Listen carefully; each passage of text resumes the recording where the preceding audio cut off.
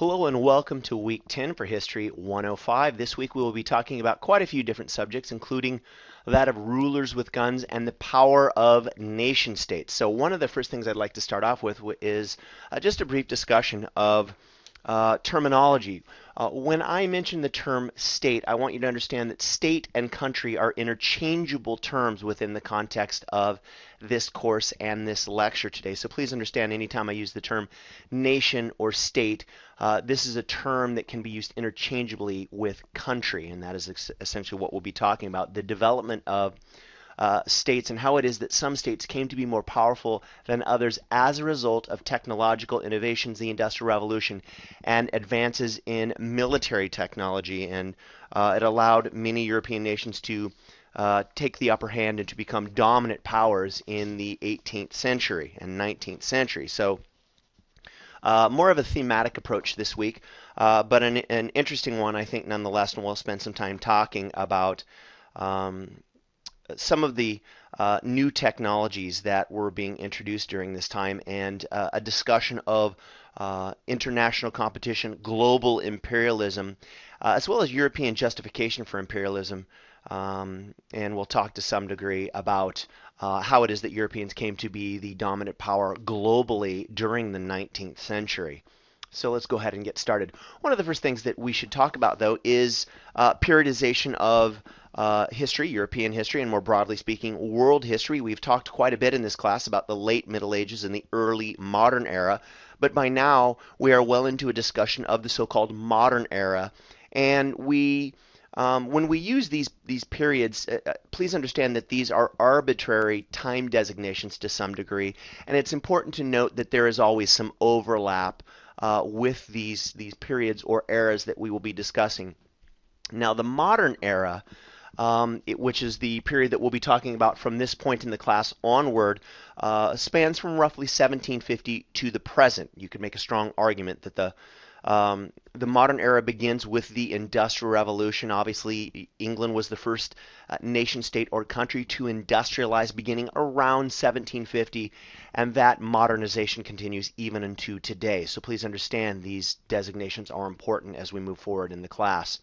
But we are well into the modern era by now.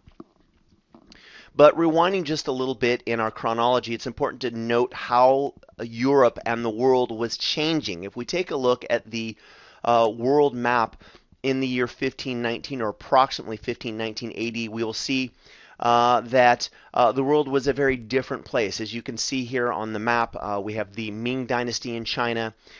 You have many different kingdoms or kingdoms, duchies, manors, estates in Europe. Europe was very much decentralized. There was no one dominant power. Certainly France and England were very powerful. Spain was about to become very powerful as a result of its contact with the New World. And if you take a look there at the left of the map, you'll note that in the Western Hemisphere, you have the Aztec Empire in central Mexico, you have the Inca Empire in South America, but obviously no contact between Europe and the Americas prior to 1492, but that is about to change. If you take a look at this second map, by 1600, just about a century later, you'll note that Europe has expanded into the Americas. In particular, Spain and Portugal are the dominant powers in the Americas, in particular Central and South America. They were well into this process of colonizing the coastal areas of Central and South America.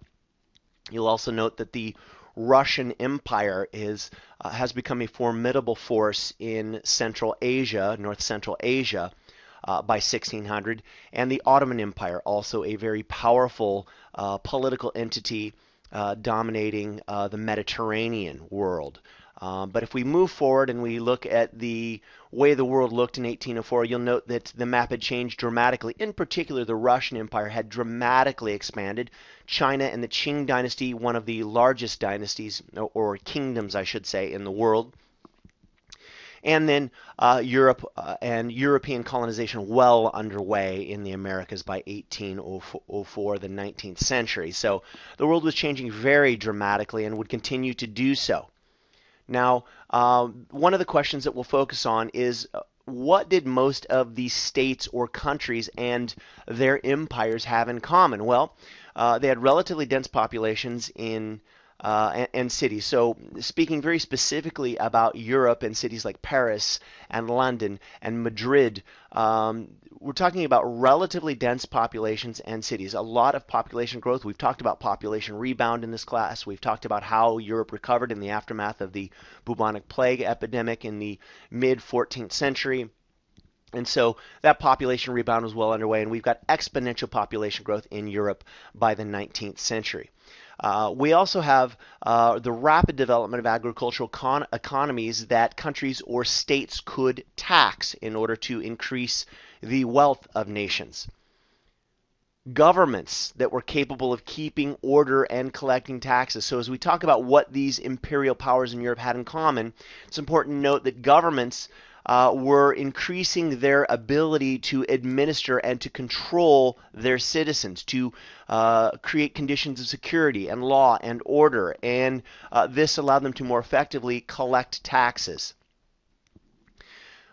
One of the other things that these more powerful nation states and their empires had in common was that of large armies, armies that used horse cavalry, iron and steel weapons, gunpowder artillery, and guns to both seize territories and also to ensure the obedience of their own populations. However, these growing nation states and their empires also had some substantial limits on their power during the early modern era and moving into the modern era. So if we're talking about the late 18th and early 19th century, there were some substantial limits to what nation states or countries and their empires could do. In particular, communications and transport technology was still in its nascent or infant stages.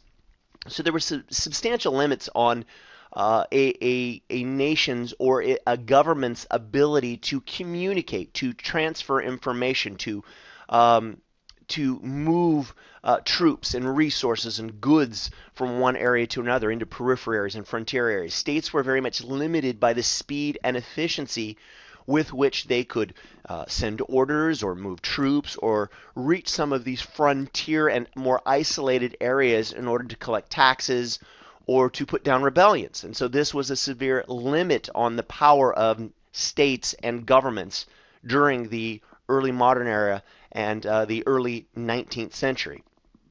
And so consequently, central governments were required to negotiate with local authorities. In other words, they had to delegate responsibility, and this would include giving some autonomy and authority to localize or village chiefs or a city council, a local government, a group of religious leaders. So there was a kind of diminishing of power as these governments tried to administer some of their far-flung territories and realms. Now, one of the reasons why they had to delegate authority to localized and some of these more provincial leaders and governments was because it was necessary to provide security to them in return for benefits such as taxes. So, for example, if the French government localized in Paris, that is the central government of Paris, if they wanted to extract tax commodities, monies, agricultural commodities, and that sort of thing from some of their rural and isolated provinces, then they had to provide something in return. And one of the things that they provided was that of security, or at least the illusion of security, or some other kind of benefit in return for exacting taxes from these more isolated areas. So it was a give and take that had to take place. States in the early modern era were not nearly as powerful as nation states and countries are today in managing and regulating their own citizens. So governments have become much more powerful in the last 100 years. Now, because several states grew more powerful and expanded, we see a decrease in the number of states worldwide. So as a government was able to more effectively administer some of these more isolated areas as their armies grew, as they were able to project military prowess and force abroad, it allowed them to expand, to colonize, and to consolidate periphery territories and even colonies thousands of miles away in the Americas, and in order to reduce the number of nation states or countries worldwide. So, for example, in 1450, there were several thousand nation states or countries worldwide. Today, there are fewer than 200. In Europe, there were about 600 nation states or countries in the year 1450. Today, there's approximately 25. The number of states in mainland Southeast Asia in 1350, 22. Today there are 6: China, Cambodia, Laos, Burma or Myanmar, Thailand, and Vietnam. So we see a massive reduction in the number of sovereign states and independent nations as the Europeans began to expand their authority and their influence abroad.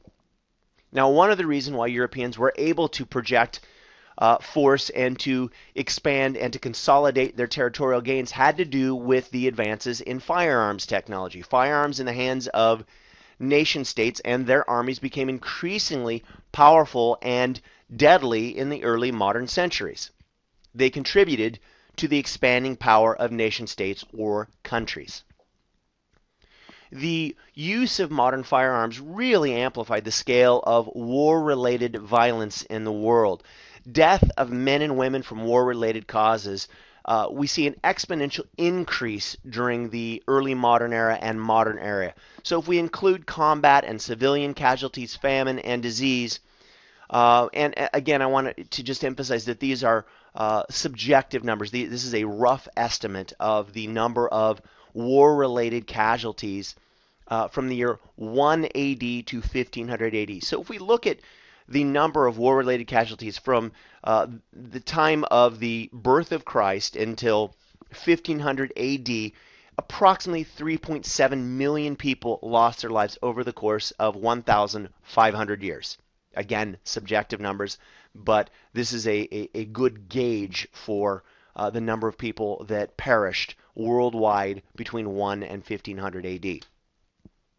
From 1500 AD to 1600 AD, as a result of advances in technology and European expansion, approximately 1.6 million people lost their lives. So that's a substantial number of people, essentially just less than half of the people that died between 1 and 1500 AD. Just less than half of that number perished between 1500 and 1600, just 1 century. And then a remarkable increase from 1600 to 1700. 6.1 million people lost their lives in the course of a century as a result of technological advances and advances in weaponry. And that number is going to exponentially increase moving into the 1800s and 1900s. In the 20th century, more people died as a result of war than the total number of people that died as a result of war and war-related causes in human history. So the 20th century, the deadliest century in human history as a result of technological advances. Now, in the 16th century, guns were very unreliable and could often maim or even kill the shooter. And we have here a primary source. I'm not going to read the primary source. I won't take time to do that, but just a little bit of background. Ambroise Paré was a French military surgeon. Here we have a primary source, an eyewitness account. This individual witnessed a battle between a French and Habsburg army in northern Italy in the year 1537. And in the text below, he describes 3 soldiers that he discovered terribly and mortally wounded when their guns exploded in their faces. And I will allow you to read the primary source, but obviously a really tragic scene. So you have to understand, as weapons were modernizing, they were still very rudimentary. None of the parts were standardized. They were handmade weapons, and many things could and did often go wrong. And so in the case that you see here, these soldiers did not fare particularly well, and in fact their weapons actually worked against them to their demise. We also see the development of new kinds of armies and navies in the early modern era, creating a worldwide military revolution. The development of massed infantry, firing in the rank and file formation, a dramatic increase in the size of armies. If you'll recall when we talked about Louis XIV, you'll recall hopefully that he dramatically increased the size of the French military. And so a move away from knights in armor fighting on behalf of kings towards this mass citizen army comprised of average people, commoners, peasants, um, and just the sheer scope and size of armies was dramatically increasing in the early modern era and modern era. We also see by the 19th century that states are getting into the business of war.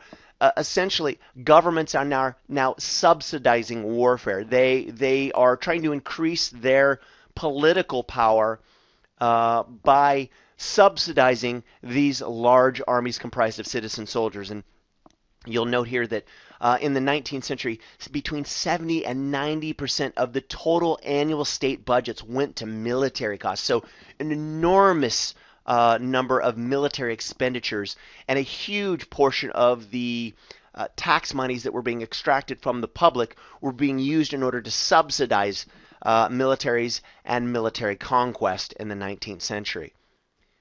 Now, in order to do this, in order to subsidize these large military states had to create effective bureaucracies in order to efficiently tax their population. So you needed a large military force, a police force, the ability to project force, the ability to create law and order, the ability to count the number of citizens, a census, if you will, in order to make sure that they were effectively taxing their populations. That meant the need for large and well-funded state bureaucracies. And as in most cases in European history, often the lower classes paid the price, both in the share of tax burden that was being laid upon the shoulders of the lower classes, as well as the fact that the lower classes often were conscripted in the military and would fight wars on behalf of these modernizing nation states. Now here we have an image of a Dutch musketeer in the early 17th century, so kind of rewinding in our time frame just a little bit. When we see the early development of firearms technology, we are talking about a very basic, very rudimentary, handmade weapon. The task of reloading a muzzle-loaded smoothbore musket could take between 1 and 2 minutes. It was a very slow, very cumbersome process. The weapon was extremely heavy. It was well over 10 pounds. And during the time that the soldier was reloading, they were vulnerable to an army that was, to an enemy that might be armed with a bow and arrow, a lance, a blade, or some other kind of traditional weapon. And I think this is a point that is often lost when we talk about Europeans and the conquest of the Americas. It's important that we recognize that when Europeans arrived in the Americas, although they had superior weaponry in terms of firearms technology, these single-shot muzzle-loaded muskets, these were basic weapons. They often jammed when firing. Things often went wrong with them. And during the time that they were in this reloading process, there were Native Americans who vastly outnumbered these Europeans, who were just raining arrows down upon them. And so these musketeers were often very much vulnerable and were at a great disadvantage with these kinds of weapons. Native Americans had not only a numerical advantage oftentimes, but they also had weapons that could be fired much more readily and more quickly. So even though the weapons used by indigenous peoples of the Americas were not nearly as devastating in terms of what they could do damage-wise to their enemy, they could fire them much more quickly. And so one of the ways that Europeans tried to compensate for the fact that there was a slow load and reload time on these weapons was by arranging their armies in the rank and file formation. We have here an image of the rank and file, ranks of infantrymen drilling in close order in the 18th and early 19th century. So one way to compensate for the slow loading time of muskets was to organize soldiers in well-disciplined ranks, each rank stepping forward to fire and then stepping back to reload while another rank fired. So here we have an image of the rank and file formation that the British would have used in the 1760s, 1770s. Now, the image that you see here is of a recreation, a group of people today coming together. I will tell you that this is not the way the rank and file work. This is an inaccuracy. There are a lot of problems with this image and this version of the rank and file. For example, you can imagine the individuals that are standing, in the middle and third row, there's going to be a lot of smoke when these weapons are discharged. There's this deafening explosion that takes place. The men in the middle and the men in the back would have lost their hearing as a result of the individuals around them firing. And so this would not have been an efficient way to fire these weapons. Just the puff of smoke produced by these weapons would have made it very difficult to see, particularly if there wasn't a lot of wind. And so it is very unlikely that the British or the Americans or any other European army ever fired in such a formation. Rather, it was a much more regimented and closely ordered process. So let's go ahead and take a look at the rank and file formation. Now, I use British musketeers during the American Revolution as a apt example of the rank and file. So kind of ignoring this image that we have here, imagine, if you will, British musketeers fighting in rows 3 deep. So they did fight in rows 3 deep. However, the front line would kneel and shoot, while the second line was moving into formation and preparing to discharge their weapons. The third line, which had just fired in the front from that kneeling position, would have moved to the back of the line in order to begin the reloading process. Now, in the American Revolution, a British musketman could fire his weapon 3 times per minute under optimal conditions. That is, if everything went perfectly, if it wasn't raining, if the melee of battle didn't distract them, a soldier could fire under optimal conditions 3 times per minute. That was the ideal. That is probably not the reality. It's probably more like 1 to 2 times a minute. But these men were incredibly brave. You have to understand the amount of discipline and drilling and courage that was necessary in order to prepare these soldiers to fight. These individuals were right out in the open. They are exchanging volleys of musket fire with an opposing army that is probably no more than 30 to 40 yards away. You have to understand, musket range was perhaps 75 to 100 yards at best, but the armies actually had to be closer than that. Smoothbore weapons are not accurate weapons. The musket ball actually pings in the barrel as it is leaving the weapon. And so when the musketman discharged his weapon, essentially the musket ball kind of bounced around in the barrel before it actually discharged and left the barrel. And the only way that these weapons were particularly effective is if the armies agreed to fight in this rank and file formation and in close proximity to one another. So there was a gentleman's agreement that opposing armies would fight in close proximity to one another, grouped very closely together, so that the exchange of musket fire would be effective.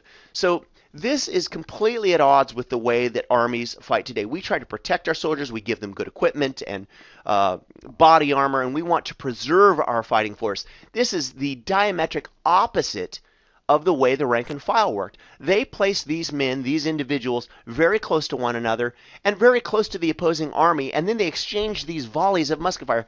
This had to be terrifying for these soldiers, and yet they did it. You also have to understand that none of these weapons were standardized. So if a part on one of these weapons broke, it could be nearly impossible to repair the weapon, and at that point you just had a very expensive club that you could use to beat somebody over the head with. These weapons were usually well over 3 feet long. They were about 9 pounds and not at all friendly in terms of handling the weapon. Usually an exchange of musket fire, a volley of musket fire, went on for no more than 10, perhaps 15 minutes. And then when one side broke due to casualties, the victor would usually affix bayonets and then move in for closer hand-to-hand combat. Although both sides tried to avoid hand-to-hand combat or battling out using bayonets, because if you were gouged in the gut, so to speak, that was an injury that would be very, very difficult to repair, and everyone wanted to avoid hand-to-hand fighting if at all possible. I'll ask you now to move to the next slide presentation as we continue our discussion of rulers with guns.